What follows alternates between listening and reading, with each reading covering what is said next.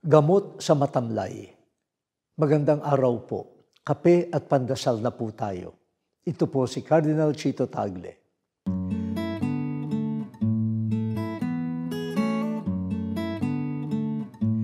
Nababahala ang mga magulang, lolo at lola kapag matamlay ang isang bata.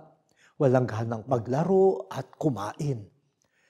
Pati naman ang mga anak ay kinakabahan kapag ang kanilang magulang ay biglang nanghina. Ayaw makipag-usap, walang panlasa sa kahit anong pagkain o inumin.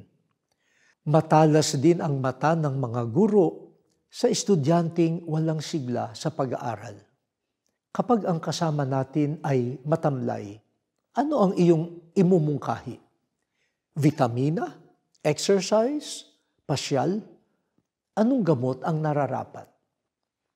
Depende sa sanhi ng pananamlay, may katumbas na gamot.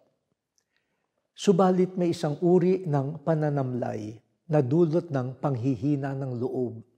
Parang bumagsak na ang lahat ng pangarap sa buhay. Wala nang saysay ang ginagawa. Bakit pa ito itutuloy? Ang gamot sa ganitong pagkatamlay ay pag-asa.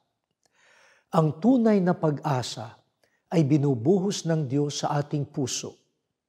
Pag-asa ang nagbibigay ng tamang direksyon sa hinahanap nating kaligayahan.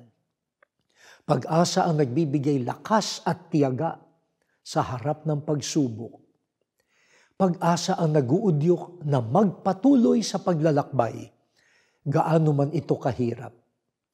Kailangan ng matamlay na tao at mundo ang pag-asa.